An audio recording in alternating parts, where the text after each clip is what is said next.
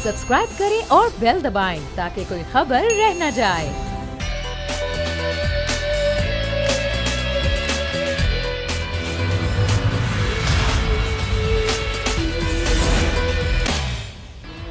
बिस्मिल्लाहिर्रहमानिर्रहीम, अस्सलाम वालेकुम। प्रोग्राम में मैं सुमैया रिजवान आपको खुश आमदीद कहती हूँ। नाजरीन, मुल्क भर में कोरोना केसेस की तादाद 21,883 हो गई है। ज़ाहिरी तादाद बढ़ रही है, हर रोज़ केसेस आते हैं। 505 अमवात इस वायरस से अब तक हो चुकी हैं। एक तरफ जो वफाकी हुकूमत है उसने ये फैसला किया है कि 9 मई से जो लॉकडाउन है उसमें बतदरीज नरमी की जाएगी। सिंध हुकूमत ने भी ऐसा कोई फैसला नहीं किया। अलबत्ता दोनों जानिब अगर हम देखें तो अपोजिशन तनकीद कर रही है। अगर वफाक कहता है कि लॉकडाउन में नरमी की जाएगी तो वहाँ पर अपोजिशन कहती है कि ये कौन सा मौका है कि इस वक्त आप लॉकडाउन को ईज करें जब केसेस बढ़ रहे हैं और पीक पर है वायरस, तो आप कैसे लॉकडाउन में नरमी कर सकते हैं। सिंध हुकूमत लॉकडाउन में कोई नरमी नहीं कर रही, कारोबार बंद है, दफातर कुछ खुले हैं, सनतें कुछ खुली हैं। तो यहाँ पर अपोजिशन ये कहती है कि ये सियासी रंग दिया जा रहा है, ये लॉकडाउन नहीं है, ये सियासत की जा रही है। तो एक अजीब सी सिचुएशन है, आवाम बड़े कंफ्यूज हो गए हैं। ज़रा हम पहले अपडेट उठा लेते हैं। शहबाज अहमद हमारे साथ हैं, उनसे पूछते हैं वफाकी काबीना में आज क्या क्या बड़े। शहबाज, 9 मई से वफाक ने फैसला किया है कि लॉकडाउन में बतदरीज नरमी करेगा, तो ये नरमी होगी कैसे? कौन कौन सा कारोबार खुल जाएगा जो अभी बंद है? जी बिल्कुल सुनिए, आपने दुरुस्त कहा। इब्तदाई तौर पे ये हुकूमत देख रही है कि रमजान और ईद में जिनके होते हैं पिछले 2 माह से जो जिनके कारोबार बंद है और परेशानी का शिकार है, उनको SOP के तहत उनको खोला जाएगा, टाइम दिया जाएगा और मास्क और सैनिटाइजर को लाजमी करार दिया जाएगा। इसमें कपड़े की दुकानें, जूतों की दुकानें हैं जिनको जराए बता रहे हैं कि अलाउ किया जाएगा और वज़ीर आज़म ने कहा कि मरलावार में खत्म करेंगे, यानी कि इब्तदाई तौर पर हम दुकानें खोलेंगे, सनतें हम खोल चुके हैं कुछ, उसके बाद जो है फिर जो शादी हॉल, ट्रांसपोर्टेशन, ये एंड के काम है, कॉलेज ये भी बाद में खोले जाएंगे। वज़ीर आज़म ने आज जो खिताब किया है उन्होंने कहा कि मैं चाहता हूं कि जल्द से जल्द लॉकडाउन खत्म हो, लेकिन एहतियाती तदाबीर पर सख्ती से अमल करना होगा, कारोबार खुल जाए, SOP पर अमल दरामद भी होगा। शहबाज, ये जो SOP है इस पर अमल दरामद होगा कैसे? बिजी मार्केट्स होती हैं जहां पर रश बहुत ज्यादा होता है, वहां पर सोशल डिस्टेंसिंग को कैसे मुमकिन बनाया जाएगा? ये बहुत बड़ा सवाल है।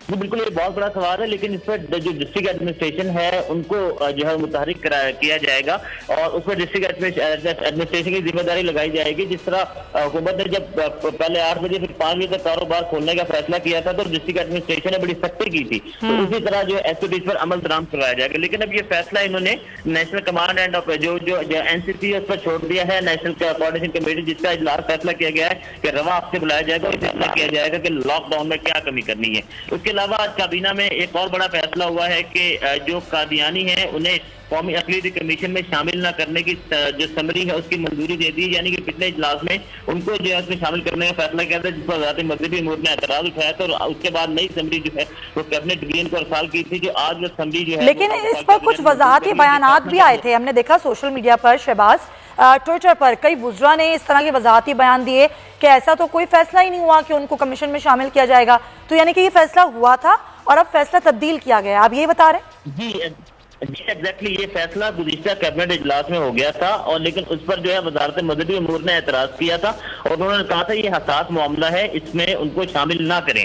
फिर नई समरी उन्होंने जो है वो इनिशिएट की और नई समरी कैबिनेट डिवीजन को भेजी थी, जिसकी आज बाकायदा तौर पर अप्रूवल दे दी गई है और ये फैसला कर लिया गया है कि अब कौमी अक़लीती कमीशन में कोई कादियानी शामिल नहीं होगा। इसके बाद एक तीसरा बड़ा फैसला बता दूं कि भारत से 429 जरूरी अद्वियात बरामद करने की तजवीज़ थी, जिसको मुस्तरद कर दिया है। इस पर शेख रशीद का मौक़िफ़ ये था कि मज़ालिम धारा है, मुल्क से ट्रेड जो है वो नहीं हो सकती और पाकिस्तान उनसे कोई चीज ना लेगा ना देगा। तो अच्छा, जरा आखिरी में जरा मुझे बता दीजिएगा कि क्या जो रेलवे है, जो रेल सर्विस है, उसको बहाल करने के हवाले से भी कोई फैसला सामने आया है?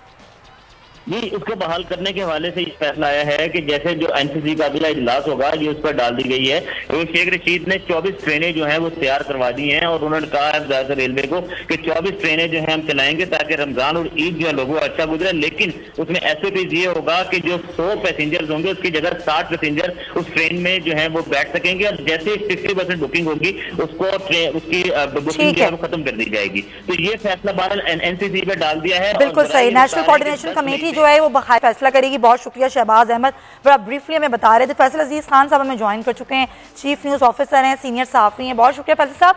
ज़ाहिर लोग परेशान तो हैं कि किसका हुक्म माने, किसके फैसले पर चलें। अगर वफाक ने ये फैसला आज कर लिया है कि ज़ाहिर 9 मई से हम बतदरीज नरमी करेंगे, कपड़ों की दुकानें भी खुल जाएंगी, जूतों की दुकानें भी खुल जाएंगी, सिंध के अवाम और सिंध के ताजिर मुंतज़िर हैं, सबसे ज़्यादा ताजिर मुंतज़िर हैं कि दुकानें खोल दें। अब तो वो धमकियों पर आ गए हैं। तो आपको क्या लग रहा है कि ये जो अब अलग अलग ये 1.5 इनकी मस्जिदें बनेंगी, उससे तो अवाम ज़्यादा कन्फ्यूज नहीं हो जाएंगे?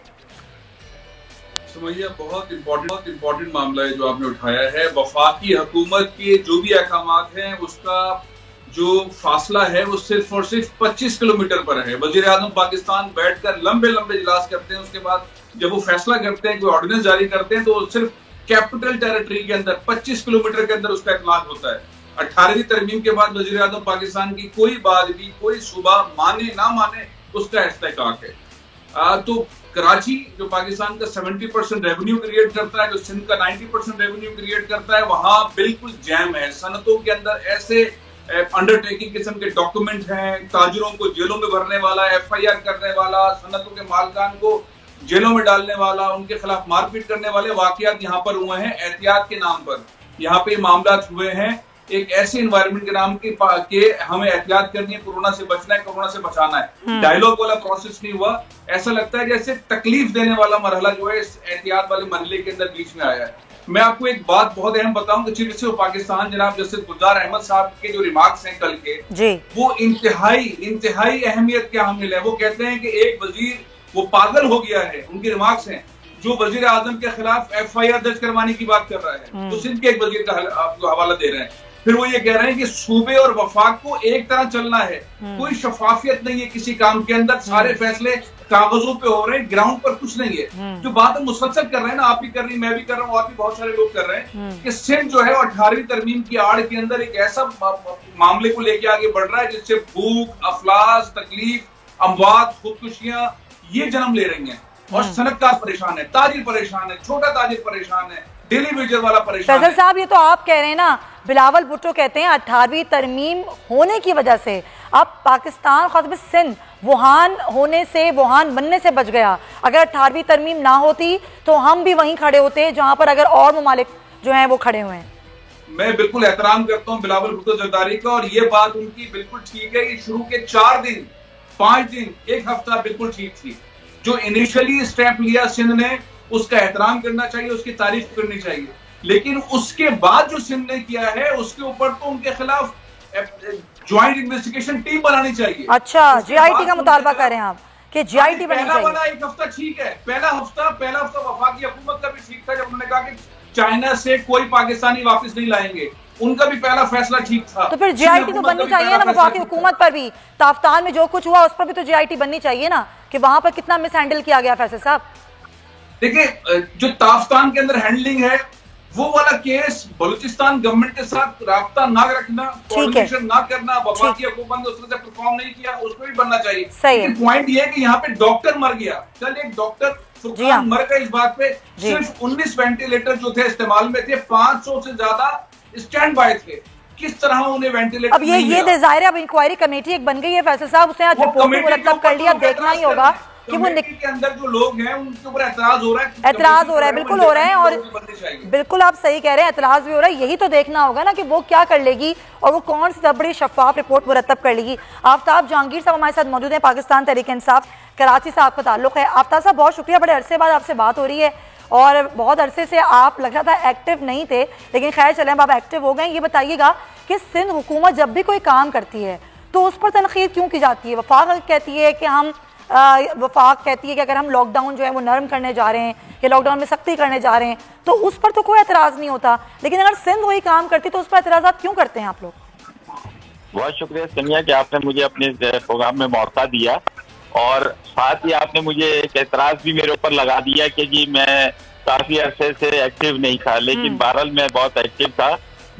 मैं आपको अपनी सारी वीडियोस और वो सारी एक्टिविटीज जो है वो शेयर करूंगा कि जो मैं अपने हल्के में करता रहा हूँ। अच्छा। तो इसके लिए मैं माजूद था कि आपके कई दफा बुलाने के बावजूद आपके प्रोग्राम में नहीं आए, इसके लिए मैं माजूद था। नहीं सर, वो तो मुझे वैसे ही लगा कि आप नहीं है एक्टिव, मुझे आप कहीं नजर नहीं आए। नहीं, मैं एक्टिव हूँ और अल्हम्दुलिल्लाह पूरी तरह एक्टिव हूँ। लेकिन बहरहाल देखिए, इस वक्त ये बहुत अहम बात हो रही है कि ये सूरत हाल की जो अभी अजीज भाई ने बात की वो बिल्कुल 100% बात है कि उसे समझने की जरूरत है कि देखें जो वफाक की पॉलिसीज हैं वो सिर्फ और सिर्फ इस्लामाबाद की हद तक तो इम्प्लीमेंट होती हैं, लेकिन उससे आगे जो है वो इम्प्लीमेंट नहीं होती। उसकी वजह शायद वो 18वीं तरमीम है, जिसका मैं सबसे बड़ा वो हूँ कि मैं कहता हूँ इसको रिविजिट करने की सख्त जरूरत है।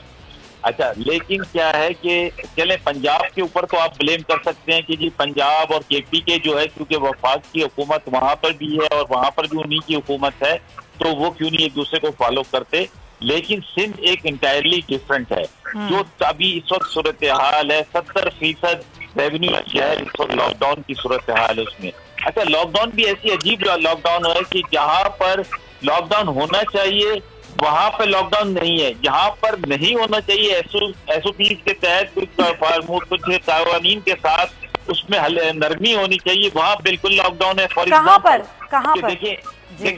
देखिए मैं आपको बताऊं कि अगर आप रिमोट एरिया के अंदर जैसे फॉर एग्जांपल मंगोपीर है, कुरंगी है, इस तरह के छोटे इलाके जो हैं, इब्राहिम हैदरी, मैं वही बता रहा हूँ ना समिया कि ये जैसे छोटे इलाके हैं ना, इनमें अगर आप विजिट करेंगे तो वहां पर आपको लॉकडाउन की कोई सूरत नजर नहीं आई। लेकिन जहां पर आपको एक देनी है, गुंजाइश देनी है, जहाँ पे ताजिर हजरात है, जहाँ पे कारोबार है, फॉर एग्जाम्पल सदर है आपका, और इलाके हैं जो जहाँ पे तारीख रोड वगैरह है, जहाँ पे कारोबार है, जहाँ पे इंडस्ट्रीज हैं, वहाँ आपको उनके साथ बैठकर एक कुछ फार्मूला तय करना होगा। देखिए ये एक अच्छा मौका है हुकूमत के लिए, वफाकी हुकूमत के लिए भी और सूबाई हुकूमत के लिए, कि वो इस अपॉर्चुनिटी से फायदा उठाते हुए टाइमिंग अपने सही कर ले।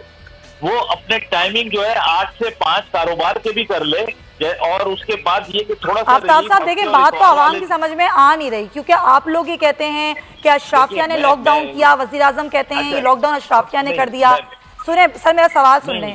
फिर सिंध हुकूमत ये कहती है कि कौन सी अशराफिया, हाँ ये तो खुद वजीर आजम ने कहा था, और ये तो उन्होंने जब कहा था जब 26 केसेस सामने आए थे। आज हम 21,000 के फिगर पे खड़े हैं, पीक चल रहा है पाकिस्तान में, और ये कहा जा रहा है कि लॉकडाउन में नरमी कर दें। सिंध हुकूमत कहती है ये वक्त नहीं है नरमी करने का। आप लोगों की आपस की चपखलिश में आवाम परेशान हो गए हैं, कंफ्यूज हो गए हैं, वो क्या करें? अच्छा समिया, मैं आपको ईमानदारी की बात बताऊं, मैंने इस मौजू पे ना कभी सूबाई हुकूमत से लड़ाई करने की कोशिश की है ना कुछ। मैं तो ये कहता हूँ कि इसमें देखिए हमें मिल के निकलना होगा। मैं आपको ये बताऊं, ये ऐसी वो जो है कि जिसकी अभी तक कोई वैक्सीनेशन इजाद नहीं हुई, कोई चीज नहीं हुई, हमें तो अब इसके साथ रहना है। तो कब तक हम ऐसे रहेंगे? देखिए शुरू की जो दिन थे वो एक हफ्ता तो सही थे कि जी उसे मुकम्मल लॉकडाउन होना चाहिए, लेकिन उसके बावजूद क्योंकि आज जिन ममालिक के अंदर लाखों की तादाद में लोग मर गए, हजारों की तादाद में केसेस आते हैं, वहां पर भी उन्होंने बशर्ते अपने कारोबार को खोलना शुरू कर दिया है। उन्होंने भी अपने आप को, जहां पर रोजाना के केसेस हो रहे हैं, उसके बावजूद अल्हम्दुलिल्लाह भी हमारे यहाँ नहीं है, क्योंकि हमारे यहाँ इसलिए भी कम नजर आ रहे हैं आपको। पॉइंट टेकन, लेकिन मसला ये है आफ्ताब जहांगीर साहब के फिर भी टेस्टिंग हो रही है, केसेस ठीक है हमारे पास अल्हम्दुलिल्लाह, अल्लाह का बहुत करम है, लेकिन उसके बावजूद केसेस ज्यादा हैं, केसेस बढ़ भी रहे हैं। और अगर ये कारोबार खुलेगा, मैं तो ये कह रहा हूँ कि अभी भी जो अगर ये टेस्टिंग वगैरह हो तो इससे हो सकता है ज्यादा हो, लेकिन उसके बावजूद हमें अभी इसके साथ रहना है। बिल्कुल सही, वक्त बदल रहा है, दुनिया बदल रही है, एक दूसरे के साथ पॉइंट टेकन, हमें ही बदलना होगा। आफ्ताब साहब पॉइंट टेकन, मैं आती हूँ आपकी जानिब। इस वक्त शर्जील गोपलानी साहब में ज्वाइन कर चुके हैं और ताजिर इत्तेहाद के, जरा उनका मौक़िफ़ भी ले लेते हैं। आज उन्होंने खुर्रम शेर ज़मान के साथ प्रेस कॉन्फ्रेंस भी की। शर्जील साहब, आपको ज़ाहिर सिंध हुकूमत की तरफ से रिस्पॉन्स उस तरह मिला नहीं, कई दफ़ा आप लोगों ने बातें की, अब आपको लग रहा है कि शायद जो अपोजिशन है सिंध की वो कुछ ना कुछ कर देगी, वज़ीर आज़म से मुलाकात करवा देगी, कोई हौसला अफजा बातचीत रही है अपोजिशन से आपकी? देखिए हम आज अपोजिशन से नहीं मिले, हम आज फेडरेशन की रूलिंग पार्टी से मिले। हाँ। आज जो है हमने वहाँ पे जो बात की है, वो वजीर आजम साहब कराची आना चाह रहे हैं, उनका जो विजिट है, हमने उनसे बात की है कि हमारे जो मसले मसाइल है फेडरेशन के लेवल पे, जैसे हमने उनसे लोन महारत रिक्वेस्ट की है कि हमें लोन दी जाए, अच्छा हमें लोन नहीं दी जा रही।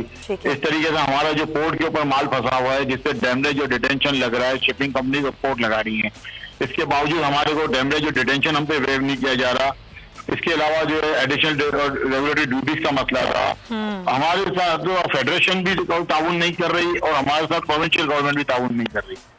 हमने आज प्रोविंशियल गवर्नमेंट के अलावा आज हमने फेडरेशन से ये रिक्वेस्ट की है कि हमारी ये गुजारिश वज़ीर आज़म साहब तक पहुंचाएं और आपके प्रिंट मीडिया, इलेक्ट्रॉनिक मीडिया के थ्रू उन्होंने ये एश्योरेंस कराई कि हमारी जितनी भी तजावीज़ हैं वो जायज़ हैं और वो वज़ीर आज़म तक पहुंचाई जाएंगी और उन पर अमल भी करवाया जाएगा।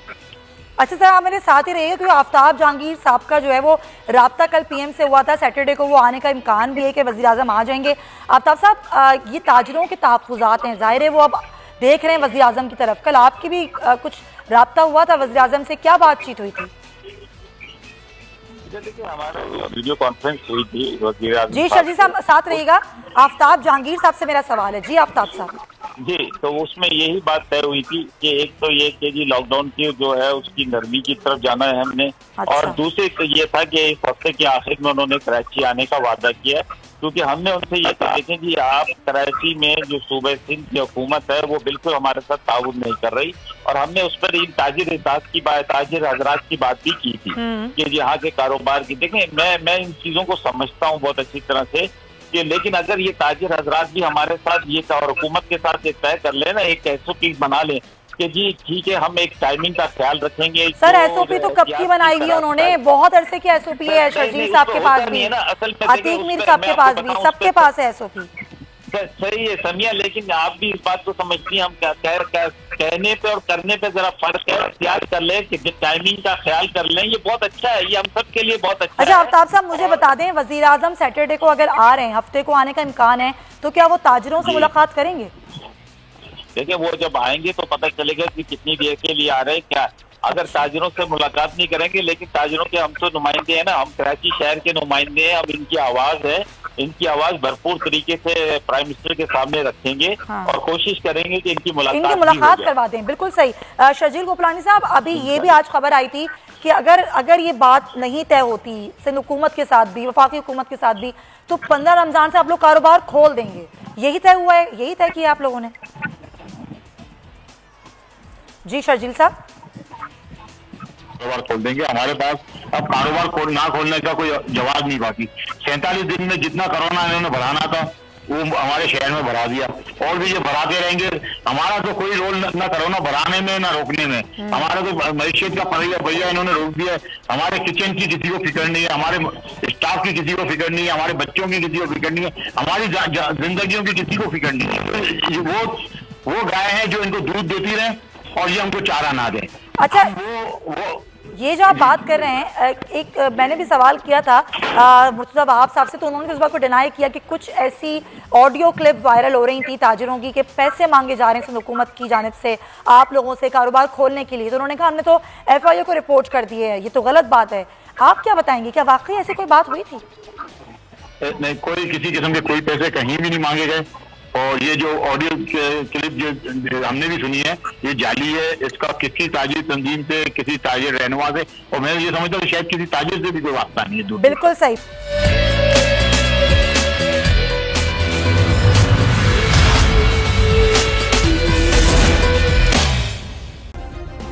सब्सक्राइब करें और बेल दबाएं ताकि कोई खबर रह न जाए।